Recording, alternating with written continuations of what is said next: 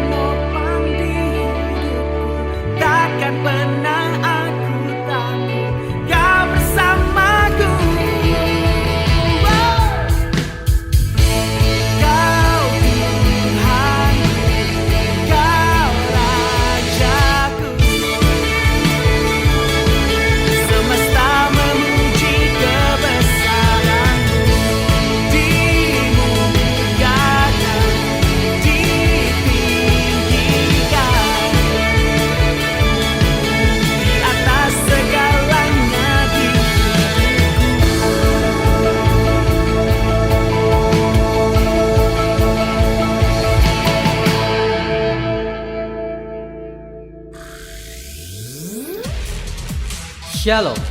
Anda akan mendengarkan program Kuasa dalam Firman-Nya yang disampaikan oleh Pastor Dorcas Daud dari Hope ACC dan Dorcas Ministries. Selamat mendengarkan.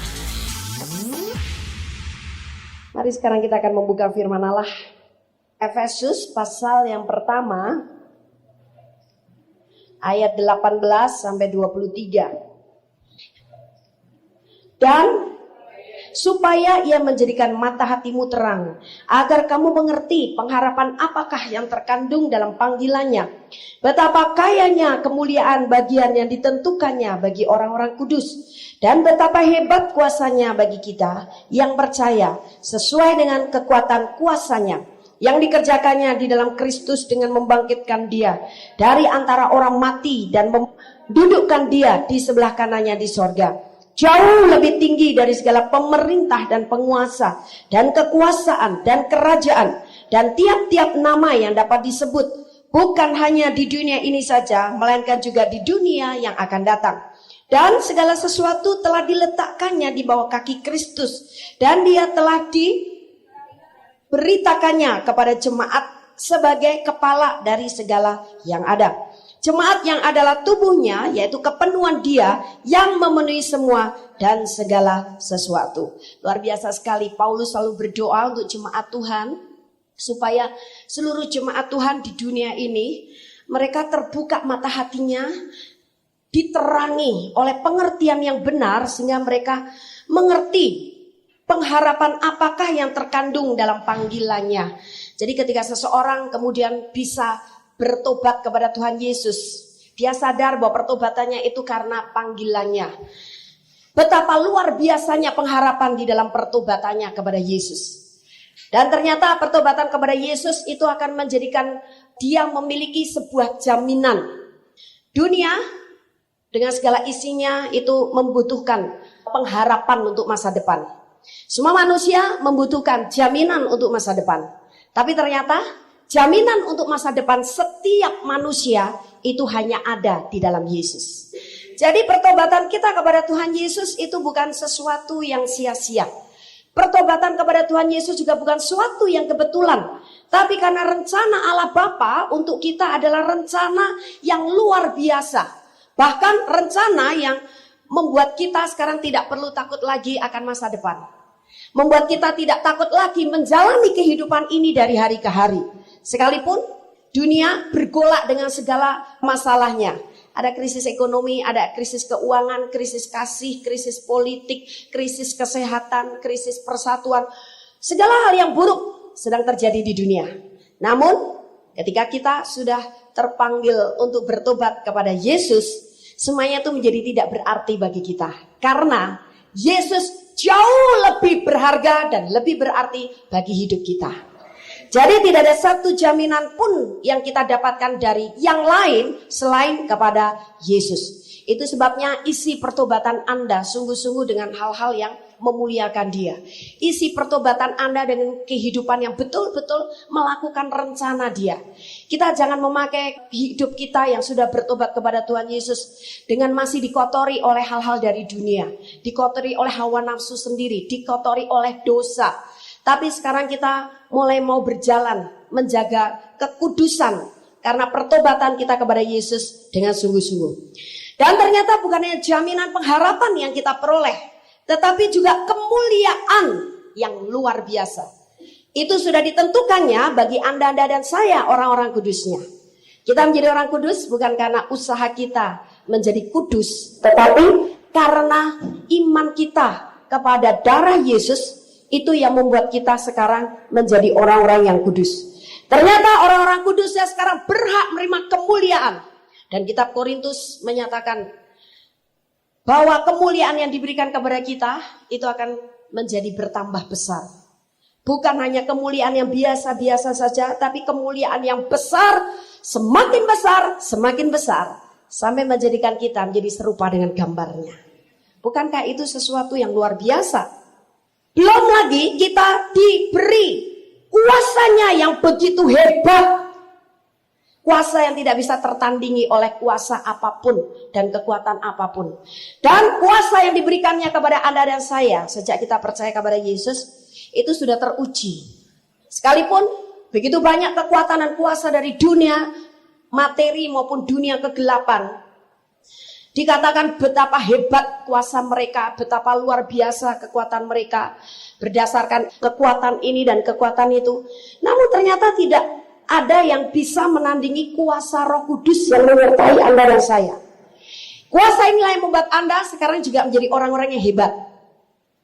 Memang keadaanmu secara daging harusnya engkau menjadi orang yang sangat menyedihkan. Tapi karena kuasanya yang hebat menyertai Anda dan saya, kita sekarang diubah menjadi manusia-manusia yang hebat. Bayangkan saja, perkataan kita pun juga menjadi perkataan yang hebat. Perkataan kita menjadi berkuasa. Itu sebabnya hati-hati di dalam berkata-kata. Seringkali orang Kristen tertipu keadaannya dan mempunyai masalah atau mengalami kekalahan hanya karena salah bicara. Banyak orang Kristen berbicara tentang apa yang mereka rasa, tentang apa yang mereka lihat, tentang apa yang mereka dengar. Padahal sejak kita dilahirkan baru, sejak kita diberi kuasa yang hebat, sekarang nasib orang Kristen ditentukan oleh lidahnya.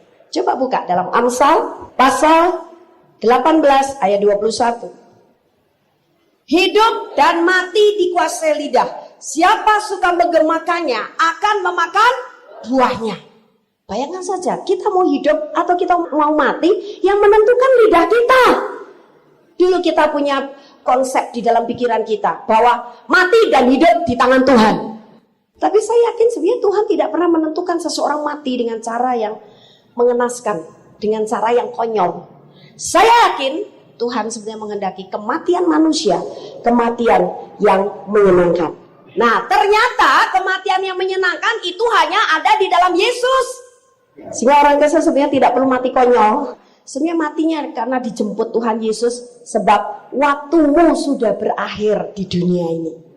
Nah, ternyata juga bahwa kematian kita sekarang sesudah di dalam Yesus, karena kita disertai dengan kuasa yang hebat, ada di ujung lidah kita. Jadi kalau Anda masih tetap mau hidup di dunia ini, sekalipun engkau sedang menghadapi problem masalah yang begitu berat, jangan pernah berulang kali Anda mengucapkan, kalau begini udah deh, lebih baik aku mati saja. Udah papa mati aja lah, mati duluan lah, daripada papa disalahin terus. Atau mama, udah mama biar mati, nanti kalau mama sudah mati duluan kalian baru tahu ya, anak-anak pada bandel-bandel. Ngomongnya mati terus. Apa yang terjadi? Ternyata akhirnya perkataannya itu menentukan nasibnya. Betul-betul orang ini bisa mati dalam usia yang masih muda. Sudah, aku nggak tahan.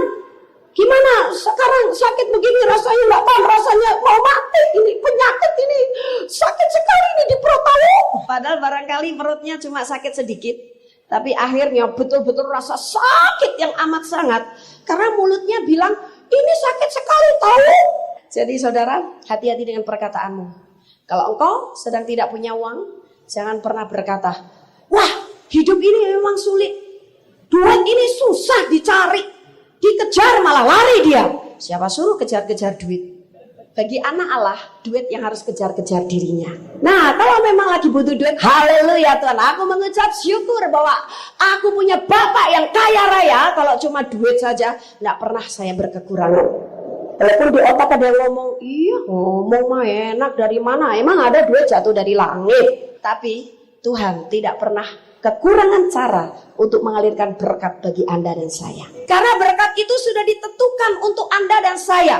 Buka saja Efesus pasal yang pertama ayat yang ketiga. Terpujilah Allah dan Bapa Tuhan kita Yesus Kristus, yang dalam Kristus telah mengaruniakan kepada kita segala berkat rohani di dalam sorga. Berkat rohani ini menyangkut berkat rohani betul-betul, tapi juga berkat jasmani, kesehatan ilahi, juga berkat materi, termasuk keuangan. Sudah diberikan karena iman kita kepada Yesus Kristus. Bagaimana kita bisa menerimanya? Tinggal percaya, walaupun yang kita lihat, yang kita alami, betul-betul dompet ini lagi kosong.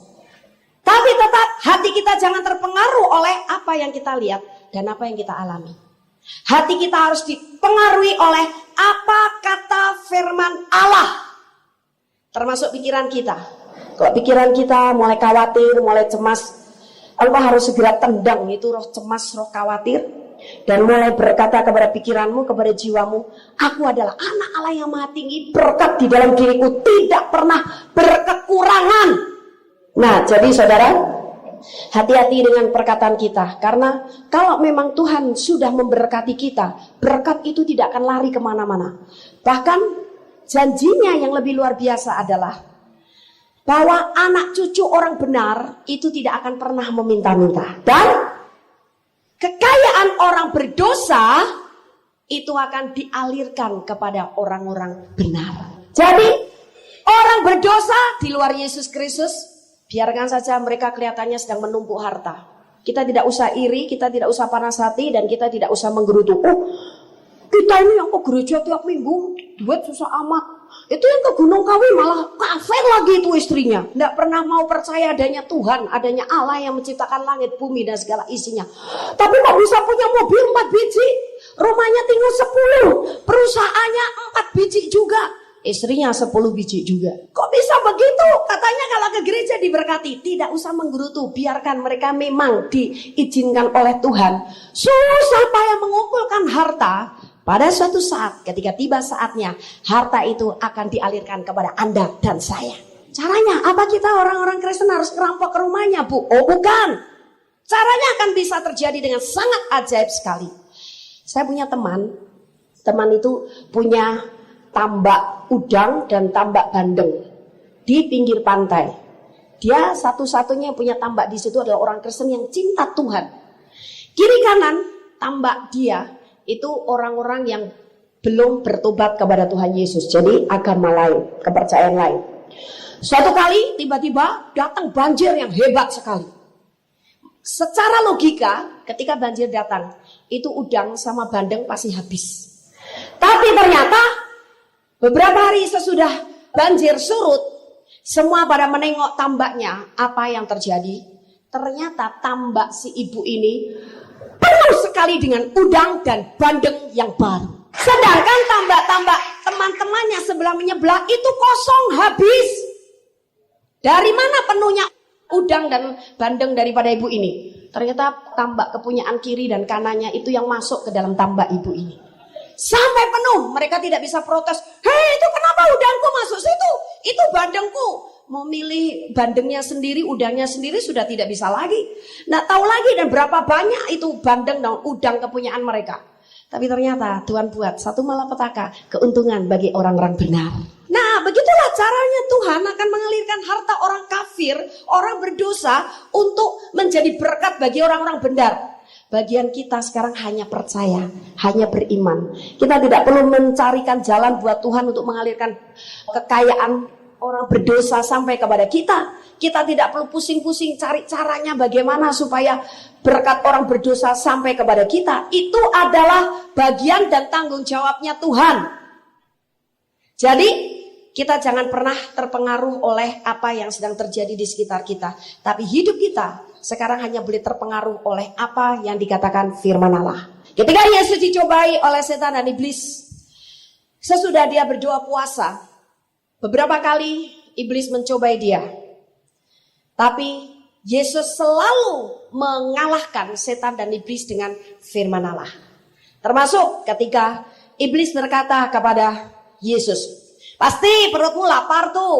Kamu kan anak Allah. Buat dong ini batu menjadi roti. Nah, kalau sudah jadi roti, kamu bisa makan, pasti kamu kenyang." Mestinya Yesus bisa melakukannya. Dan saya yakin kalau Yesus akhirnya melakukannya, pasti batu betul-betul jadi roti.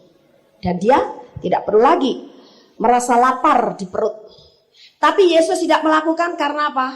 Dia harus taat hanya kepada Bapaknya saja. Jadi perintah yang lain dia abaikan. Kalau dia menurut perintah kepada iblis, maka ketaatannya gagal kepada Allah Bapa. Dia akan kehilangan kemuliaan Allah yang dijanjikan kepada dia. Dan tentu saja dia akhirnya tidak bisa menjadi Tuhan. Dia tidak layak juga untuk digantung di kayu salib, darahnya menebus dosa umat manusia. Karena sejak dia menundukkan diri melakukan perintah daripada iblis, darah di dalam tubuhnya Yesus sudah ternoda oleh benih dosa. Tapi Yesus tidak melakukannya, bahkan dia menjawab, ada tertulis, manusia tidak hanya makan dari roti saja, tapi juga dari setiap firman yang keluar dari mulut Allah. Manusia hidup bukan dari roti saja, tapi dari setiap firman yang keluar dari mulut Allah. Dari pernyataan Yesus kita sekarang menyadari betapa hebat kekuatan kuasa firman Allah ketika kita tinggal di dalamnya.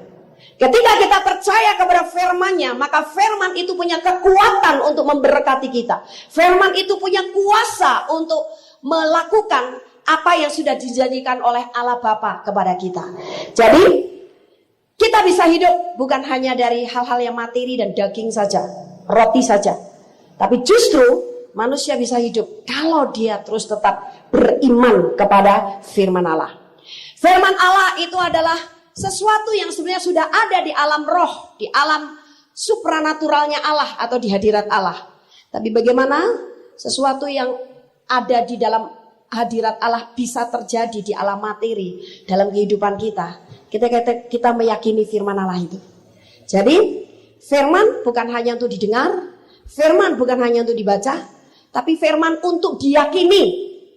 Selama Anda tidak meyakini firman Allah, janjinya tidak ada satupun terjadi dalam hidupmu.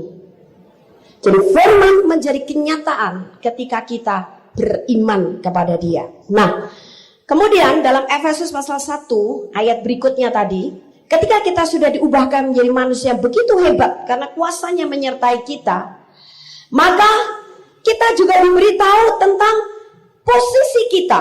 Ternyata posisi kita di dalam Yesus Kristus sekarang adalah kita didudukkan bersama-sama dengan Dia di sebelah kanannya di sorga. Berarti kedudukan kita adalah kedudukan yang tertinggi dari semua makhluk yang ada di dunia ini. Karena kita sekarang sudah didudukkan secara roh di sebelah kanan Allah Bapa, di sebelah kanan dirinya sendiri, di sebelah kanan Tuhan Yesus. Kalau begitu, kalau kita punya posisi yang jauh lebih tinggi daripada semuanya, apa yang bisa menakutkan kita? Apa yang bisa mengkhawatirkan kita? Apa yang bisa mencemaskan kita? Oh, tidak ada lagi. Jadi jangan pernah mau ditipu oleh setan dengan pikiran cemas, pikiran takut, pikiran was-was, pikiran gelisah, pikiran khawatir. Itu bukan menjadi bagian kita orang-orang yang sudah duduk di sebelah kanan Allah Bapa bersama dengan Tuhan Yesus. Karena apa? Semua yang cemas, semua kekhawatiran, semua yang membuat was-was, gelisah, tidak nyaman dan sebagainya, itu ada di bawah kaki kita. Masalah yang ada di dunia ini, kalau kita secara roh, sekarang ini, bukan nanti kalau mati, sekarang sudah dimulai. Sejak kita percaya kepada Tuhan Yesus, kita dilayakkan duduk di sebelah kanan Allah Bapa. Maka semua masalah, semua problem, semua kejadian, semua peristiwa, semua malapetaka, semua hal yang buruk yang ada di dunia, itu ada di bawah kaki kita. Jadi otomatis kalau ada di bawah kaki kita, kita tidak akan pernah tenggelam di dalamnya. Sekalipun ada badai, kita sekarang main ayun-ayunan di atas badai. Artinya saudara, badai masalah, badai problem, badai keributan, badai persoalan di atas muka bumi, itu semuanya ada di bawah kaki kita. Tinggal kita berdiri tegak dengan iman yang teguh atas janji firman Allah. Berarti kita membangun di atas dasar iman yang paling suci. Maka kita tahu takdir kita lebih daripada pemenang, itu pasti terjadi dalam hidup kita. Dunia boleh bergolak dengan berita-berita yang bermacam-macam, tapi anak Allah tidak akan pernah jatuh tergeletak. Tuhan sendiri sudah berjanji bahwa aku tidak akan membiarkan kau jatuh tergeletak, tapi aku akan menopang tanganmu. Jadi kalau Tuhan menopang tangan kita, tidak mungkin masalah apapun itu bisa membuat kita jatuh tergeletak. Jangan biarkan iblis sekarang mengintervensi pikiranmu, mengintimidasi pikiranmu sehingga kau begitu takut dan kau begitu gelisah menghadapi kehidupan ini. Aduh, bagaimana saya bisa berhasil ya dalam hidupnya ya, kalau gajiku aja di bawah UMR. Kalau gajiku saja kecil. Itu dicari oleh bangsa-bangsa yang tidak mengenal Allah. Tapi Anda dan saya sudah mengenal Allah. Kita mesti percaya, burung di udara saja Tuhan pelihara. Apalagi kita anak-anak Allah. Kita bukan hanya dipelihara, tapi kita diberkati melimpah-limpah. Aku datang untuk memberimu hidup, hidup dalam segala kelimpahan. Jadi gaji di bawah UMR atau setara dengan UMR tidak jadi masalah. Karena berkatku bukan dari di mana aku bekerja. Berkatku datang dari Bapa Surgawi. Dan keran berkat itu ada di mana-mana. Semata-mata itu dia lakukan karena apa? Posisi kita yang sudah didudukkan di sebelah kanannya. Dan berikutnya 21 menyatakan yang lebih dalam lagi. Jauh lebih tinggi dari segala pemerintah dan penguasa dan kekuasaan dan kerajaan dan tiap-tiap nama yang dapat disebut. Bukan hanya di dunia ini saja, melainkan juga di dunia yang akan datang. Karena kita mempunyai posisi yang jauh lebih tinggi dari segala pemerintah, termasuk pemerintah dan penguasa kerajaan-kerajaan kegelapan. Kita berada di posisi yang lebih tinggi dari mereka, termasuk dari segala kekuasaan, kerajaan, dan tiap-tiap nama yang dapat disebut. Bagaimana kita bisa mengalami iman yang seperti itu? Kita harus menyadari posisi kita. Ternyata posisi kita bukan lagi menjadi orang yang tinggal di alam materi di kota Bandung yang sempit, yang pengap, yang sekarang makin penuh sesak. Walaupun Bandung seperti itu, tapi kita tidak perlu ikut sesak napas di dalamnya, karena kita berada di atas kota Bandung. Saudara, saya tidak pernah takut menghadapi kehidupan, sekalipun saya tahu hidup saya penuh kebutuhan. Dan kebutuhan yang tidak kecil, kebutuhan buat diri sendiri maupun kebutuhan untuk banyak orang. Karena apa? Saya tahu saya punya Bapa yang telah memberkati saya. Jadi apapun yang saya butuhkan, tapi bukan untuk hal yang sia-sia. Saya yakin saya pasti bisa mendapatkannya. Bukan dengan cara merampok, bukan dengan cara mencuri, tapi entah dengan cara saya pasti bisa membeli atau tiba-tiba Tuhan akan kirim begitu saja apa yang saya butuhkan. Itu saya yakin pasti. Karena saya tahu saya berada di posisi anak Allah yang jauh lebih tinggi dari kebutuhan saya. Itu sebabnya untuk kebutuhan itu masalah kecil. Saya bisa memandang kebutuhan itu ada di bawah kaki saya. Itu yang membuat saya punya iman luar biasa untuk Tuhan Yesus. Saya ingin mengimpartasi iman seperti ini. Karena ternyata iman yang sungguh-sungguh kepada Yesus itu yang menjadi jaminan untuk kita diberkati di dalam segala hal. Nah, sekarang hal yang berikutnya. Dan segala sesuatu telah diletakkannya di bawah kaki Kristus, dan dia telah diberitakannya kepada jemaat sebagai kepala dari segala yang ada. Jemaat yang adalah tubuhnya, yaitu kepenuhan dia yang memenuhi semua dan segala sesuatu. Jadi berarti di dalam Yesus Kristus kita ini sampai mencapai tingkat kepenuhan Dia. Berarti semua yang ada di dalam Yesus Kristus itu Allah tentukan untuk pindah di dalam hidup kita. Kuasanya, imannya, berkatnya, karakternya, semuanya yang ada di dalam Yesus itu sampai memenuhi kita. Betapa luar biasanya sekarang kita setelah menjadi anak-anak Allah. Ternyata ketika kita sampai mencapai tingkat kepenuhan di dalam Dia, barulah di situ kita menjadi Yesus-Yesus yang berjalan di atas muka bumi. Jadi saudara, Anda dan saya bisa menjadi terang dunia, garam dunia. Ketika apa? Kita menjadi Yesus-Yesus yang berjalan di atas muka bumi. Dan untuk menjadi Yesus yang berjalan di atas muka bumi, kita sudah dipenuhi di dalam Dia. Ketika kita sudah membuka pintu hati, mengundang Tuhan Yesus masuk di sini, Yesus sudah masuk di sini. Sekarang Yesus sudah memenuhi kita dengan segala kepenuhannya di dalam Dia. Penuh dengan air. Penuh dengan air. Karena air sudah dimasukkan di sini. Yesus sudah banjir masuk dalam kita. Sekarang kita sudah dipenuhi di dalam Dia. Jadi tidak ada satupun orang-orang Kristen yang hidup berkekurangan. Jangan pernah meminta lagi. Tapi sekarang klaim, percayai janji firman Allah. Ketika kita meminta terus berarti kita tidak percaya bahwa kita sudah diberikannya. Namun ketika kita mengklaim, percaya, dan kita mengucap syukur, berarti kita percaya betul-betul bahwa kita sudah dipenuhi di dalam Dia. Sederhana sekali sebetulnya kerohanian kita itu hanya ditentukan oleh iman kita kepada firman Allah. Jadi kalau kita tidak pernah bisa percaya kepada setiap firman yang sudah diucapkan, hidup orang Kristen sangat menyedihkan. Tapi ketika kita percaya untuk setiap firman Allah yang sudah diucapkan, diberikan kepada kita, maka disitulah berbahagianya orang Kristen. Karena semua janji firman Allah akan terjadi dalam hidup kita. Carilah kerajaan Allah dan kebenarannya, maka segalanya akan ditambahkannya dalam hidup kita.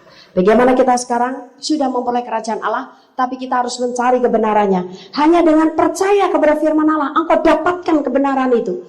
Dan itulah kuncinya engkau hidup dengan berhasil. Bahkan sesudah kita mencapai tingkat kepenuhan di dalam Dia, dalam Efesus pasal 3 ayat yang ke-20. Apa yang dikatakan firman Allah lagi? Ini sesuatu yang luar biasa. Bagi Dialah yang dapat melakukan jauh lebih banyak daripada yang kita doakan atau pikirkan, seperti yang ternyata dari kuasa yang bekerja di dalam kita. Janji yang lebih luar biasa lagi, bahwa bagi Dia itu dapat melakukan jauh lebih banyak daripada yang kita doakan atau pikirkan. Berarti kita ditentukan untuk memiliki sesuatu yang luar biasa tanpa batas. Itu adalah kata firman Allah. Barangkali kita berpikir kita diberkati Tuhan dalam level sekian.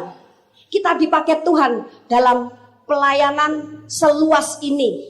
Tapi ternyata apa yang ada di pikiran kita, bahkan yang kita doakan sekalipun, Dia sanggup melakukan lebih besar daripada itu. Inilah yang dikatakan segala sesuatu ditambahkan kepadamu. Jadi bonus-bonus itu memang bagian Anda dan saya. Tapi kuncinya jangan ngejar bonusnya. Ngejar kuncinya yaitu kerajaan Allah dan kebenarannya. Cari usaha dengan aktif kejar kebenarannya. Maka bonus-bonus itu otomatis ditambahkan dalam hidup Anda dan saya. Itu sudah pasti, itu sudah mekanisme hukum kerajaan Allah yang diberlakukan untuk Anda dan saya. Jadi saya pernah menjadi orang Kristen keliling hanya karena mengejar bonus, pindah dari satu gereja ke gereja lain. Saya yakin ketika pola pikir Anda, iman Anda tidak disetel dengan benar, Anda pun tidak akan mendapatkan apa-apa. Aku akan menerima semuanya sampai kau berlimpah-limpah seperti yang dijanjikan oleh Tuhan di dalam hidupmu. Ketika engkau mencari kerajaan Allah dan kebenarannya, maka semuanya ditambahkan kepada semua dan semua. Kalau bilang semua itu berarti unlimited, tidak ada batasnya. Semua dilimpahkan kepada kita. Nah, saya terkesan sekali dengan ayat ini karena ini merupakan kado ketika saya berulang tahun pas tunangannya Hengki sama Ripkah. Tiba-tiba Tuhan bicara, aku akan berikan kamu kado. Wah, mata saya berbinar-binar. Haleluya, Tuhan kasih kado apa ya? Tapi ternyata lebih daripada rumah dan mobil kado yang diberikan Tuhan. Saya tanya, kadonya apa Tuhan? Itu tuh di Efesus pasal 3 ayat yang ke-20. Wah, begitu saya buka, saya melompat kegirangan. Ini jauh lebih hebat daripada mobil dan rumah. Karena apa? Dalam ayat ini terkandung semua janji Tuhan, rencana Dia yang luar biasa, berlimpah-limpah dalam kehidupan saya. Bayangkan saja, Dia memberikan lebih yang dari saya pikirkan. Dia memberikan lebih yang dari saya doakan. Nah, kalau saya berdoa untuk satu mobil, berarti lebih dari satu mobil yang Tuhan akan berikan. Saya berdoa untuk satu pelayanan, berarti Tuhan lebih memberikan kepada saya daripada yang saya doakan, lebih daripada satu pelayanan. Dan ternyata itu terjadi. Tuhan genapi. Jadi saudara, Tuhan itu selalu memberi lebih kepada kita. Dia tidak pernah menghendaki kita berkekurangan atau kita hidup pas-pasan, tapi berlimpah-limpah. Untuk apa? Supaya kita tidak besar perut sendiri, supaya kita tidak kaya sendiri, tapi kita sekarang menjadi berkat untuk orang lain. Kita memberkati orang yang membutuhkan, kita memberkati orang yang berkekurangan, kita ambil bagian di dalam pekerjaan Tuhan, sehingga pekerjaan Tuhan bisa berjalan terus. Karena tanpa partisipasi daripada buah roh kemurahan dari orang-orang Kristen, pekerjaan Tuhan tidak akan berjalan. Pekerjaan Tuhan membutuhkan juga begitu banyak dana. Siapa sekarang yang ditunjuk oleh Tuhan jadi bendahara-bendaharanya? anak-anak Allah yang sudah diberkati, yang sudah diberi jauh lebih banyak daripada yang engkau pikirkan dan engkau doakan. Jangan lihat dulu dengan kenyataan dan pikiranmu membantah. Buktinya saya rumah aja masih sempit. Itu aja masih ngontrak, belum punya rumah sendiri. Ya, Bu Daud ngomong begitu, dia sudah punya rumah sendiri. Saya bagaimana? Saya dulu juga seperti Anda. Tapi bagaimana sekarang saya bisa berlimpah-limpah? Saya percaya akan firman ini. Memang sudah janjinya, tidak bisa diputar balik, tidak bisa dibantah oleh apapun. Itu sudah dijanjikan, pasti terjadi dalam hidup kita. Saya seperti yang lain, rumah dulu masih mengontrak, rumah dulu kecil, kekurangan uang juga, banyak kebutuhan yang tidak bisa terpenuhi. Tapi ketika saya di dalam Yesus Kristus, saya punya posisi sebagai anak Allah. Saya menjadi ahli waris kerajaan Allah. Saya diberi kuasanya yang hebat. Saya disertai dengan kemuliaan yang lebih besar lagi.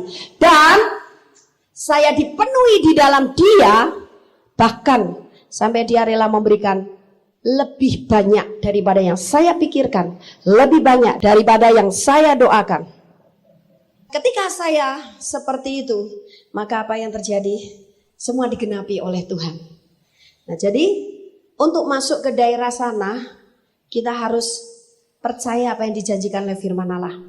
Itu sebabnya kalau kita membuka dalam Efesus 4 ayat 17 sampai 18. Sebelum itu kukatakan dan kutegaskan ini kepadamu di dalam Tuhan. Jangan hidup lagi sama seperti orang-orang yang tidak mengenal Allah, dengan pikirannya yang sia-sia dan pengertiannya yang gelap.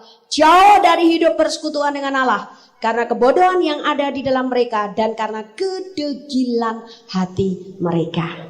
Kalau begitu sekarang kita sebagai manusia baru jangan degil lagi. Engkau jangan lagi hidup mengikuti pikiranmu, mengikuti perasaanmu, apa yang kau rasa. Tapi engkau harus hidup dalam iman. Dan iman itu mempunyai mata yang sangat tajam. Dan iman itu akan memimpin kehidupanmu, tidak akan pernah tersesat. Iman itu akan membuat engkau berjalan di jalan yang lurus sampai engkau masuk dan menikmati berkat-berkat dari tanah perjanjian. Kita jangan degil lagi, kita jangan membiarkan diri sekarang diombang-ambingkan oleh keadaan, oleh situasi dan berita-berita dunia. Tapi hidup kita sekarang ditentukan dengan berita dari sorga. Kalau ada masalah, apa berita dari sorga untuk masalah saya? Kalau ada problem, apa kata Tuhan untuk problem saya? Bagaimana jalan keluarnya yang sudah diberikan oleh Tuhan untuk saya? Masalah kelihatannya sudah amat sangat berat. Semua pintu sepertinya sudah tertutup, tapi ada satu pintu yang selalu terbuka, yaitu apa? Hikmat Allah yang selalu diberikan kepada Anda dan saya. Hikmat itu adalah jalan untuk kita mengambil keputusan yang tepat. Allah memberikan hikmat kepada kita, tapi kuncinya kita sekarang jangan degil, supaya kita tidak dikuasai oleh pengertian yang gelap. Bagian kita sekarang adalah 2 Timotius. Hai Timotius, peliharalah apa yang telah dipercayakan kepadamu. Hindarilah omongan yang kosong dan yang tidak suci, dan pertentangan-pertentangan yang berasal dari apa yang disebut pengetahuan. Karena ada beberapa orang yang mengajarkannya, dan dengan demikian telah menyimpang dari iman. Kasih karunia menyertai kamu. Firman ini menasihati kita supaya kita tetap hidup dalam iman, jangan menyimpang dari iman. Dan iman bisa menyimpang ketika kita mendengar pengajaran yang berasal dari pengetahuan. Pengetahuan apa? Pengetahuan dunia. Tapi kalau kita sekarang mendengar dan melakukan pengetahuan dari sorga, firman Allah, maka iman kita akan bertumbuh ke sana. Dan ini akan menentukan nasibmu, hidupmu. Benar-benar menjadi orang yang lebih daripada pemenang, orang yang diberkati, orang yang menjadi berkat. Bahkan engkau akan mengalami hal yang lebih besar daripada apa yang kau doakan dan apa yang engkau pikirkan atau tidak. Luar biasa Roh Kudus bekerja. Ada seorang bapak yang habis patah tangannya karena tabrakan naik motor. tidak bisa digerakkan, tapi malam itu Tuhan Yesus sembuhkan, tangan itu bisa diputar 360 derajat. Ada lagi seorang bapak penjual kaca, dia sakit jantung parah. Nah, pada waktu datang dia pegang dadanya karena sakit jantungnya sedang kumat. Tapi malam itu juga Tuhan Yesus sembuhkan. Begitu hebat, luar biasa Roh Kudus bekerja, saya tahu. Nah, selesai ibadah saya seger, saya fresh, bukan main, sampai tidak bisa tidur. Tapi anehnya walaupun tidak tidur semalaman, besoknya saya tetap segar. Apa yang saya alami? Sepanjang malam itu, ketika saya mulai merebahkan tubuh saya, sudah berdoa, itu habis KKR itu sudah mulai muncul inspirasi banyak sekali pengajaran-pengajaran firman Allah. Dan tiba-tiba Roh Kudus bilang, mulai tulis buku. Saya juga kaget. Ingat saya, ada seorang ibu sudah mau mensponsori saya membuat buku. Tapi saya bilang sih sama dia, saya mau bikin buku baru, karena buku saya itu aja. Saya mau bikin buku baru. Tapi selama ini, waktu mau menuangkan di dalam tulisan, apa yang harus dituangkan? Ini nulis apa lagi? Sepertinya tidak jalan sama sekali. Jadi saya berpikir, ya udahlah nanti. Tapi hari itu, tiba-tiba mengalir inspirasi begitu banyak pengajar firman dan Roh Kudus bilang, judulnya adalah Berjalan dengan Tuhan. Oke, saya sudah dikasih title-nya sama Tuhan, Berjalan dengan Tuhan. Ketika saya bilang, iya Roh Kudus, saya mau nyusun buku itu, pikiran saya tuh tidak bisa berhenti, terus muncul banyak sekali. Jadi di otak saya itu seperti sedang ngomong. Saya mulai mikir, ini kalau nggak segera saya tuangkan penuh nih otak. Jadi mending saya tak duduk saja, walaupun sudah tengah malam, saya mau tulis sampai seberapapun Roh Kudus itu akan memimpin saya menulis buku ini. Saya duduk di meja tulis, saya tulis langsung, lancar sekali, ayatnya keluar, terus ajarannya seperti apa, diingatkan kesaksian yang lama sekali saya alami, karena sudah lupa peristiwa itu. Roh Kudus ingatkan, bahkan tiba-tiba mengalir dari hati saya. Itu kata-kata yang bagus sekali untuk Tuhan.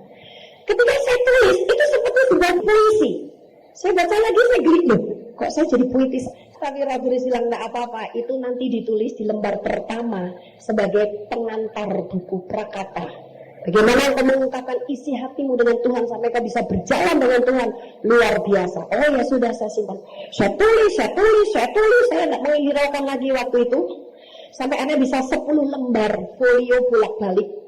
Itu aja tulisan saya udah kecil-kecil loh. Terus besoknya saya tetap segar.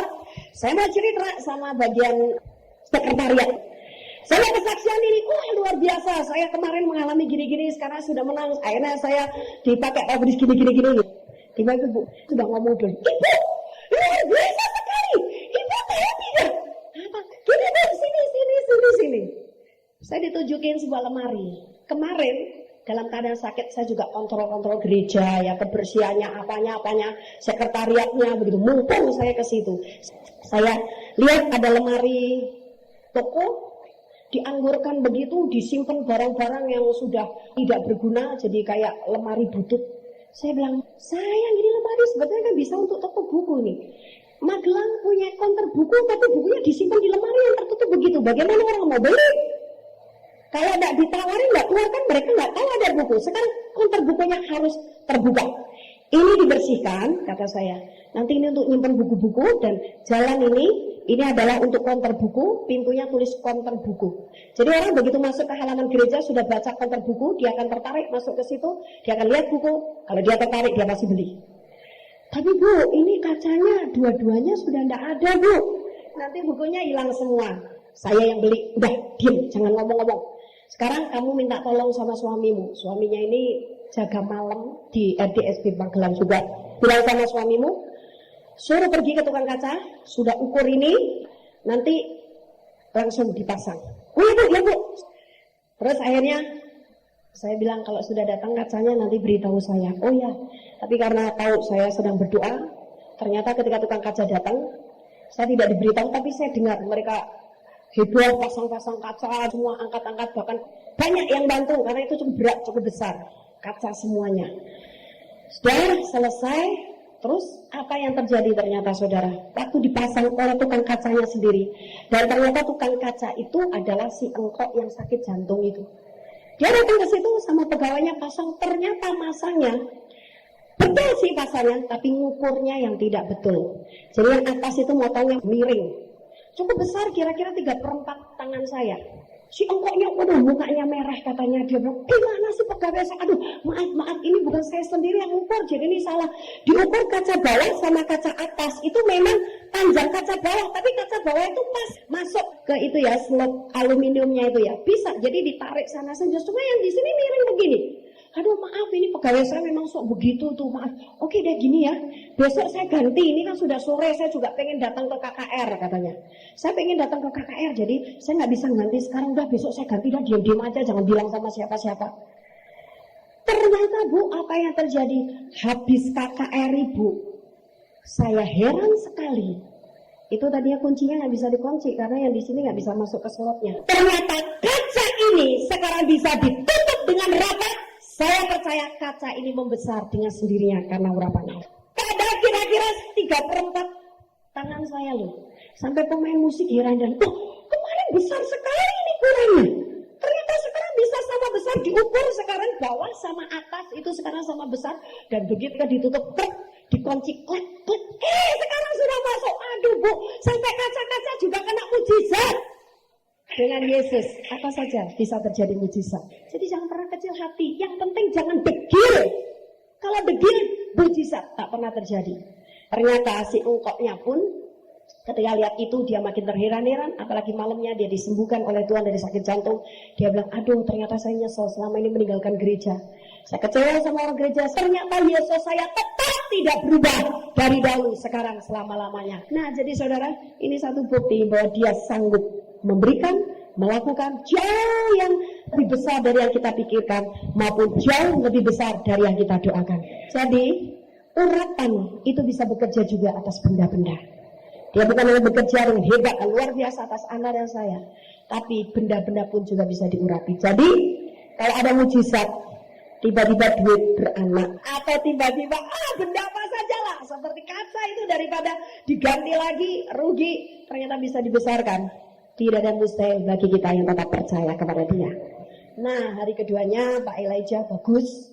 Dia berkhotbah tentang bangkit jadi terang, hadirat Allah.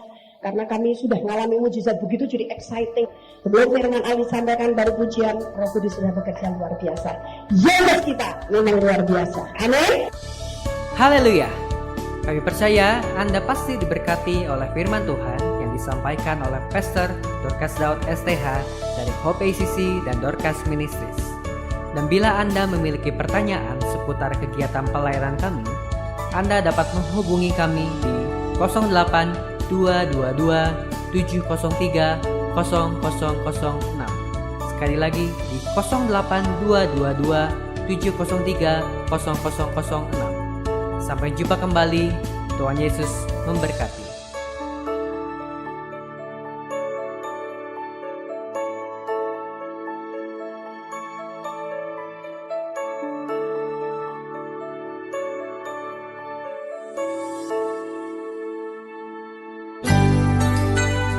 Demikianlah firman Tuhan yang berkuasa telah kita dengar bersama-sama. Dan kami percaya Anda sangat diberkati. Bagi yang membutuhkan pertumbuhan iman dan pelayanan lebih lanjut, Anda dapat menghubungi kami dan beribadah bersama dengan kami setiap hari Minggu di Gereja Hope ACC di ACC Center, Jalan Mekar Utama, nomor 31, lantai 3 Kompleks Mekarwangi, Bandung, pada jam 8.30. Ada kebaktian anak-anak pada jam yang sama. Ikuti juga Breakthrough Prayer setiap Jumat jam 18.30. Jika Anda membutuhkan dukungan doa, Anda dapat mengirimkan SMS ke nomor 0822 2703 0006. Tuhan memberkati.